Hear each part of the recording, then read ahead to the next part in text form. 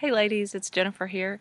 I just wanted to talk with you a little bit about this 80% rule that's coming up this week and that you're going to get to know over the next couple of weeks and coming months. 80% for me was very hard, is very hard.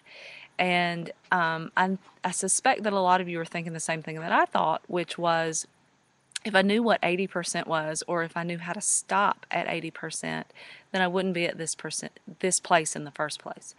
But don't let that trip you up. 80% is something that you will learn over a long course of time. PN is going to help you see a little bit more about what 80% is over the next couple of weeks with the lessons that you have. And they'll teach you tools to use such that you will become familiar with what about 80% is. And, if you stop at 75% or stop at 85%, that's just a matter of semantics. It's getting comfortable with eating to satiety without being gorged. And for a lot of us, that's a difficult thing because we want that sensation of being very full at the end of a meal.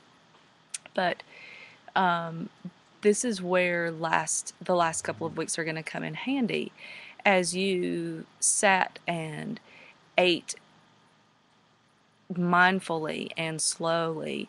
Then you become more aware of what has been going on over the course of that meal.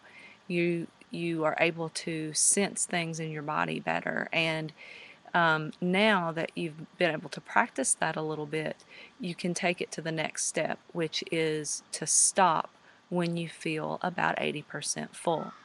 And this is something that I'm still learning. I don't mean to imply that I've got this one mastered. I think that this is one that we have to revisit for the rest of our lives as we change, as what we're doing changes.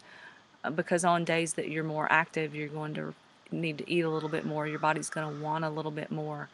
And then you're going to need tools and strategies for those times when you know you need to eat to 80%, but you also know that you're not going to be able to eat quite as mindfully as you would like to.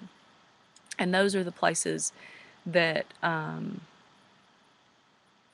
I think I want to give you a little bit of advice.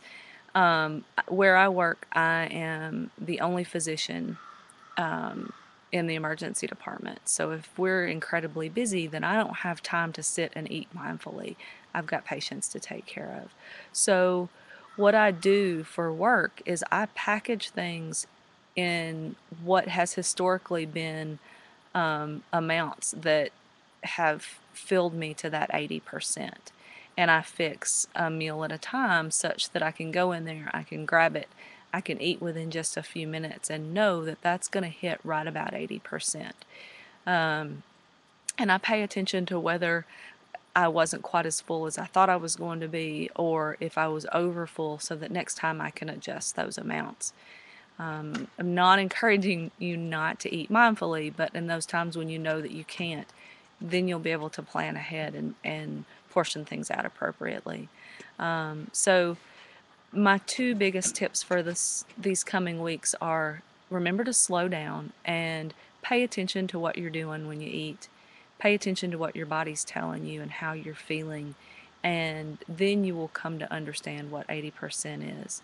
And then the other thing is when you know you're not going to be able to slow down and you're going to be running full tilt boogie, package what you think is going to be an 80% meal and set that aside for yourself. So don't get discouraged as you approach this. Know that it's going to be a process. There's going to be a huge learning curve where those first few days you end up a little more full than you ought to, or a lot more full than you ought to. And don't beat yourself up over it. Accept it, and then know that the next day you're going to do a little bit better. And every day a little bit better. That's all we're asking of you. And good luck with it. I think you're going to really enjoy this habit.